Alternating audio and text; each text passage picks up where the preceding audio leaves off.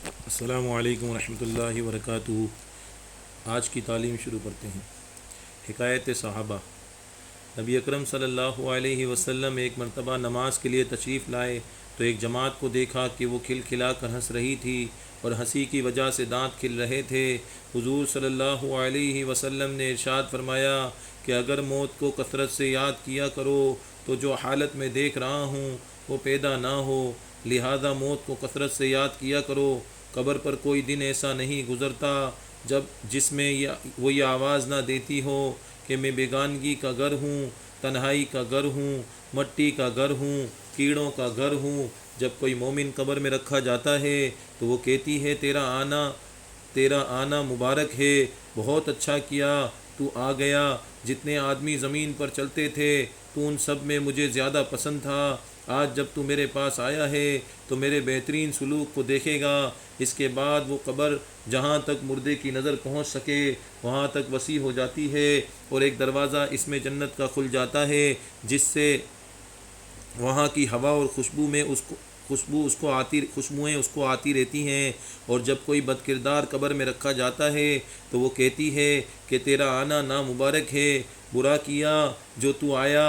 زمین پر جتنے آدمی چلتے تھے ان سب میں تجھ ہی سے مجھے زیادہ نفرت تھی، آج جب تو میرے حوالے ہوا ہے تو میرے برتاؤ کو بھی دیکھ لے گا۔ اس کے بعد وہ اس طرح سے اس کو دباتی ہے کہ پسلیاں آپس میں ایک دوسرے میں گھس جاتی ہیں اور 70 اژدھے اس پر ایسے مسلط ہو جاتے ہیں کہ اگر ایک بھی زمین پر پھونکار مارے تو اس کے اثر سے زمین پر گھاس تک باقی نہ رہے، وہ اس کو قیامت تک ڈستے رہیں گے۔ اس کے بعد حضور صلی اللہ علیہ وسلم نے ارشاد فرمایا کہ قبر یا جنت کا ایک باغ ہے یا جہنم کا ایک گڑھا ہے۔ فائدے میں شیخ الحدیث رحمہ اللہ لکھتے ہیں کہ اللہ کا خوف بڑی ضروری اور اہم چیز ہے۔ یہی وجہ ہے کہ حضور اقدس صلی اللہ علیہ وسلم اکثر کسی گہری سوچ میں رہتے تھے اور موت کا یاد کرنا اس کے لیے مفید ہے۔ اسی لیے حضور اقدس صلی اللہ علیہ وسلم نے یہ نسخہ ارشاد فرمایا، کبھی کبھی موت کو یاد کرتے رہنا بہت ہی ضروری اور مفید ہے۔ بھائی اللہ پاک ہمیں جو ہے موت سے پہلے موت کی تیاری کرنے والا بنائے، حضور علیہ الصلوۃ والسلام کی بتائی ہوئی باتوں پر عمل کرنے کی توفیق عطا فرمائے، رسول اللہ صلی اللہ علیہ وسلم کی ترتیبات اور طریقوں پر چلنے کی توفیق عطا فرمائے۔ فضائل قرآن۔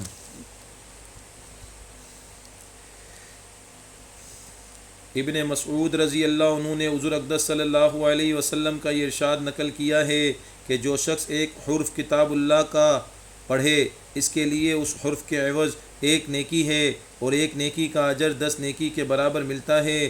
میں یہ نہیں کہتا کہ سارا الف لام میم ایک حرف ہے، بلکہ الف ایک حرف ہے، لام ایک حرف ہے اور میم ایک حرف۔ مقصود یہ ہے کہ جیسے اور جملہ اعمال میں پورا عمل ایک شمار کیا جاتا ہے، کلام پاک میں ایسے نہیں، بلکہ اجزاء عمل بھی پورے عمل شمار کیے جاتے ہیں، اور اس لیے تلاوت کلام پاک میں ہر حروف ایک ایک نیکی شمار کی جاتی ہے، اور ہر نیکی پر حق تعالی شانہ کی طرف سے من جاء بالحسنۃ فلہ عشر امثالھا، جو شخص ایک نیکی لاوے اس کو 10 نیکی کے بقدر اجر ملتا ہے، اور 10 حصہ اجر کا وعدہ ہے، اور یہ اقل درجہ ہے۔ واللہ یضاعف لمن یشاء، حق تعالی شانہ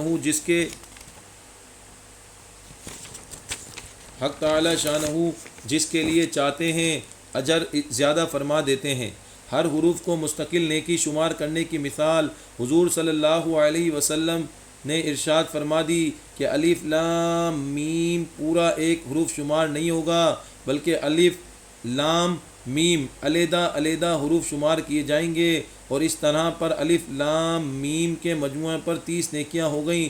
اس میں اختلاف ہے کہ الف لام میم سے سورہ بقرہ کا شروع مراد ہے یا الم تر کیف فعل ربک باصحاب الفیل مراد ہے۔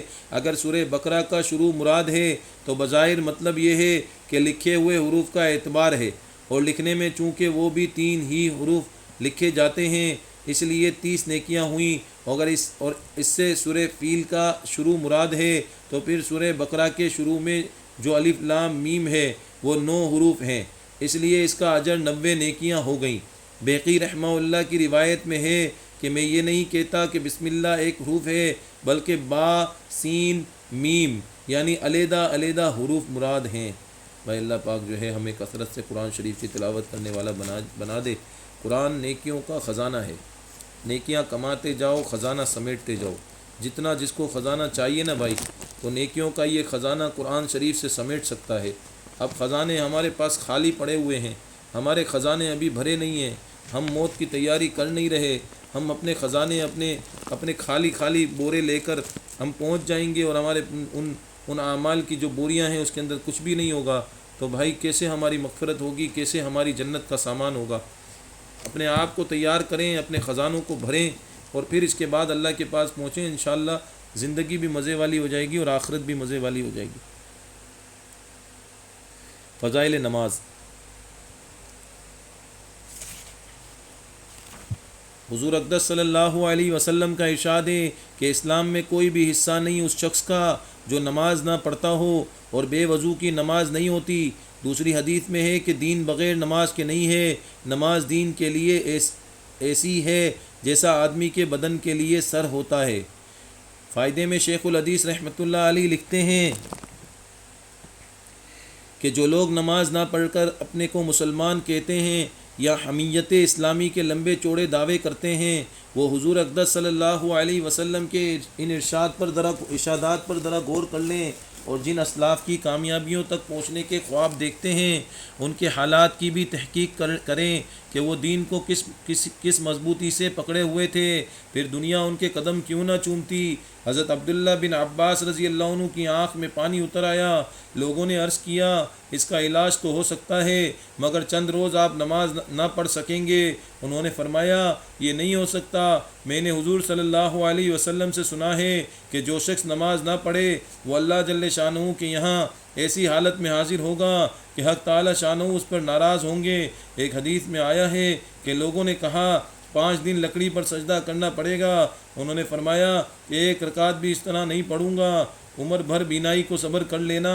ان حضرات کے یہاں اس سے سہل تھا کہ نماز چھوڑے، حالانکہ اس عذر کی وجہ سے نماز کا چھوڑنا جائز بھی تھا۔ حضرت عمر رضی اللہ عنہ کے اخیر زمانہ میں جب برچھا مارا گیا تو ہر وقت خون جاری رہتا تھا اور اکثر اوقات غفلت رہتی تھی، حتیٰ کہ اسی غفلت میں وصال بھی ہو گیا۔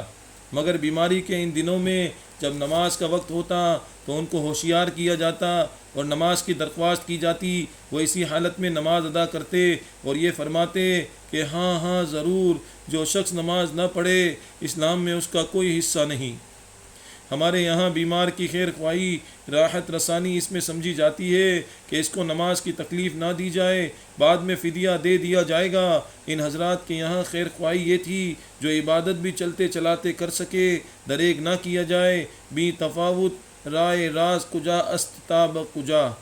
حضرت علی رضی اللہ عنہ نے ایک مرتبہ حضور صلی اللہ علیہ وسلم سے ایک خادم مانگا کہ کاروبار میں مدد کرے۔ حضور صلی اللہ علیہ وسلم نے فرمایا کہ یہ 3 غلام ہیں، جو پسند ہو لے لو۔ انہوں نے عرض کیا آپ ہی پسند فرما دیں۔ حضور صلی اللہ علیہ وسلم نے ایک شخص کے متعلق فرمایا کہ اس کو لے لو، یہ نمازی ہے مگر اس کو مارنا نہیں، ہمیں نمازیوں کے مارنے کی ممانعت ہے۔ اس قسم کا واقعہ ایک اور صحابی ابو الہیثم رضی اللہ عنہ کے ساتھ بھی ہوا۔ انہوں نے بھی حضور صلی اللہ علیہ وسلم سے غلام مانگا تھا۔ اس کے بالمقابل ہمارا ملازم نمازی بن جائے تو ہم اس کو طعن کرتے ہیں اور حماقت سے اس کی نماز میں اپنا حرج سمجھتے ہیں۔ حضرت سفیان ثوری رحمۃ اللہ علیہ پر ایک مرتبہ غلبہ حال ہوا تو 7 روز تک گھر میں رہے، نہ کھاتے تھے نہ پیتے تھے نہ سوتے تھے۔ شیخ کو اس کی اطلاع کی گئی، دریافت کیا کہ نماز کے اوقات تو محفوظ رہتے ہیں، یعنی نماز کے اوقات کا تو اہتمام رہتا ہے۔ لوگوں نے عرض کیا کہ نماز کے اوقات بے شک محفوظ ہیں۔ فرمایا الحمدللہ الذی لم یجعل للشیطان علیہ سبیلا، تمام تعریف اللہ ہی کے لیے ہے جس نے شیطان کو اس پر مسلط نہ ہونے دیا۔ بھائی اللہ پاک ہمیں بھی ایسا نماز کا شوق، نماز کا جنون نصیب فرما دے۔ اللہ ہمیں نماز کا جنون نصیب فرما دے۔ خدا کی قسم جب نماز کا جنون نصیب ہو گیا نا تو سارے مسئلے حل ہو جائیں گے۔ آج ہم مسئلے روتے رہتے اور نماز کی طرف نہیں آتے۔ بھائی نماز سے مسئلے حل ہوں گے، نماز سے مسئلے حل ہوں گے۔ نماز ہمارے مسائل حل کرنے کا ذریعہ ہے، نماز ہمیں اللہ سے ملانے کا ذریعہ ہے۔ اس لیے نماز کی پابندی، فرض نماز کی کثرت سے پابندی، یعنی اس انداز میں پابندی کہ بس نماز کا وقت ہو جائے تو پھر اس کے بعد بے چینی ہو اور کوئی کام نہ بھائے، بس صرف نماز کی فکر، اور پھر نوافل کے ذریعے نماز کو سیکھنا، نماز کو بنانا، نماز سے عشق کرنا، تو اس سے بہترین نماز ہو جائے گی۔ اللہ ہمیں بہترین نماز پڑھنے کی توفیق دے۔ فضائل ذکر، حضور اقدس صلی اللہ علیہ وسلم نے ارشاد فرمایا کہ جب جنت کے باغوں پر گزرو تو خوب چڑھو۔ کسی نے عرض کیا یا رسول اللہ صلی اللہ علیہ وسلم جنت کے باغ کیا ہیں؟ ارشاد فرمایا کہ ذکر کے حلقے۔ فائدے میں شیخ الحدیث رحمۃ اللہ علیہ لکھتے ہیں کہ مقصود یہ ہے کہ کسی خوش قسمت کی ان مجالس، ان حلقوں تک رسائی ہو جائے تو اس کو بہت زیادہ غنیمت سمجھنا چاہیے کہ یہ دنیا ہی میں جنت کے باغ ہیں، اور خوب چرو سے اس طرف اشارہ فرمایا کہ جیسے جانور جب کسی سبزہ زار یا کسی باغ میں چڑھنے لگتا ہے تو معمولی سے ہٹانے سے بھی نہیں ہٹتا، بلکہ مالک کے ڈنڈے وغیرہ بھی کھاتا رہتا ہے، لیکن ادھر منہ نہیں موڑتا۔ اسی طرح ذکر کرنے والے کو بھی دنیاوی تفکرات اور موانے کی وجہ سے ادھر سے منہ نہ موڑنا چاہیے۔ اور جنت کے باغ اس لیے فرمائے کہ جیسا کہ جنت میں کسی قسم کی آفت نہیں ہوتی، اسی طرح یہ مجالس بھی آفات سے محفوظ رہتی ہیں۔ اللہ پاک ہمیں کثرت سے ذکر کرنے والا بنائے اور ذکر کے ان مجالس میں زیادہ سے زیادہ وقت دینے کی توفیق عطا فرمائے۔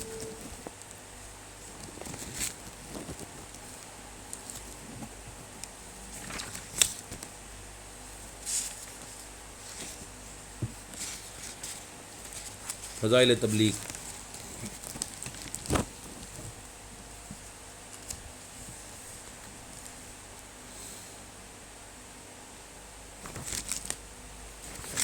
حضرت آیت ہے جس کا ترجمہ ہے تم بہترین امت ہو کہ لوگوں کی نفع رسانی کے لیے نکالے گئے ہو، تم لوگوں کو نیک کام کا حکم کرتے ہو اور برے کاموں سے منع کرتے ہو اور اللہ تعالیٰ پر ایمان رکھتے ہو۔ مسلمانوں کا اشرف الناس اور امت محمدیہ صلی اللہ علیہ وسلم کا اشرف الامم ہونا متعدد احادیث میں تصریح سے وارد ہوا ہے۔ قرآن پاک کی آیت میں بھی کئی جگہ اس مضمون کو صراحتاً و اشارتاً بیان فرمایا گیا ہے۔ اس آیت شریفہ میں بھی خیر امہ کا اطلاق فرمایا گیا ہے، اور اسی کے ساتھ ہی اس کی علت کی طرف بھی اشارہ فرمایا ہے کہ تم بہترین امت ہو اس لیے کہ امر بالمعروف اور نہی عن المنکر کرتے ہو۔ مفسرین نے لکھا ہے کہ اس آیت شریفہ میں امر بالمعروف اور نہی عن المنکر کو ایمان سے بھی پہلے ذکر فرمایا، حالانکہ ایمان سب چیزوں کی اصل ہے، بغیر ایمان کے کوئی خیر بھی معتبر نہیں۔ اس کی وجہ یہ ہے کہ ایمان میں تو اور امم سابقہ بھی شریک تھیں، یہ خاص خصوصیت جس کی وجہ سے تمام انبیاء علیہ الصلاۃ والسلام کے متبعین سے